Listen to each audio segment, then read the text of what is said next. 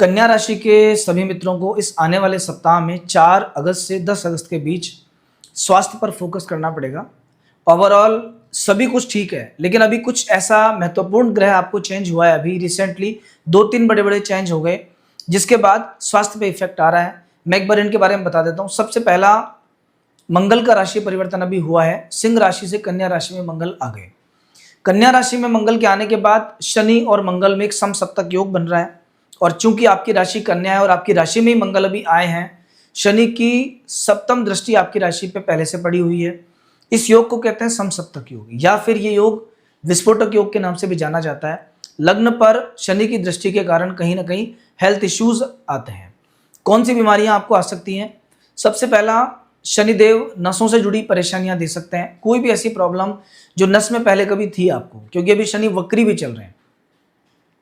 वक्री होने के बाद शनि का बल बढ़ जाता है, तो ऐसी प्रॉब्लम्स जैसे कमर में दर्द, नसों में पेन, रीढ़ की हड्डी में दिक्कत, सिर में दर्द, सिर की नसों का दुखना बार बार, ये सारी समस्याएं थोड़ी सी आपको भी ज़्यादा दिखेंगी। और एक और बात, क्योंकि फर्स्ट हाउस होता है चेहरे का, चेहरे पर चोट लगने का, निशान होने का इसका योग भी चल रहा है, तो सिर को बचा के रखना।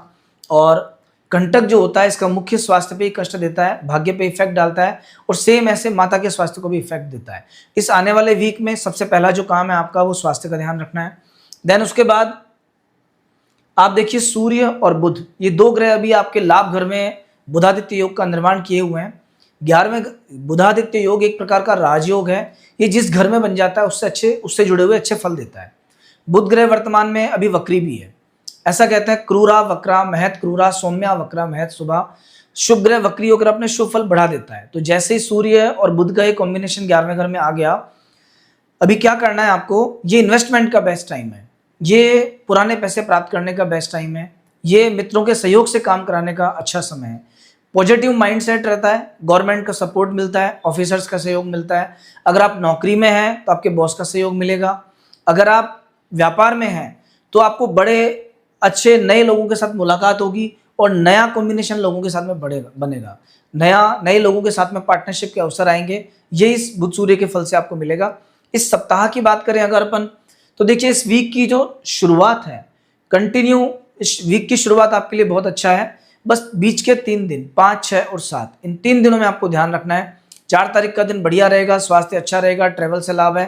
5, 6 और 7, इन 3 दिनों में कहीं ना कहीं मन उदास रहेगा, बेचैनी रहेगी, घर की समस्या से आप परेशान रहेंगे, घर वालों से आप परेशान रहेंगे, घर वालों के कारण आप परेशान रहेंगे।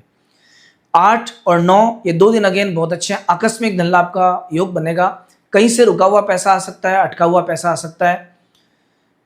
10 तारीख का जो दिन है ये मिले जुले फल वाला रहेगा, कभी अच्छा कभी बुरा, थोड़ा खर्चा होगा लेकिन खर्चे का रिटर्न भी मिलेगा आपको। बिना चाहते हुए फालतू किसी को पैसा उधार मत दे देना। आपका मन अगर आप ये नहीं कहे कि पैसा नहीं देगा अपने को, आदमी लौटाएगा नहीं, तो देना नहीं है, ये थोड़ा सा ध्यान रखना। तो ओवरऑल ये सप्ताह हर तरीके से अच्छा है, इन्वेस्टमेंट के हिसाब से विशेष अच्छा है। बस थोड़ा स्वास्थ्य का ध्यान रखना, पाँव का और सिर पे चोट का ध्यान रखना, थोड़ा सा कहीं ना कहीं बर्डन बढ़ा रहेगा, तो कोई बात नहीं। शनि मंगल के उपाय आप कीजिए। आप हो सके अगर हर शनिवार हनुमान जी के मंदिर में तेल का दीपक जलाना शुरू कर दो, या अपने घर में बैठ के शनिवार और मंगलवार इन 2 दिनों में हनुमान चालीसा का पाठ करो। बस ये 2 छोटे छोटे से उपाय आपके जीवन को बदल देंगे। आपका सप्ताह इसके इन उपायों के जरिए और अच्छा हो जाएगा।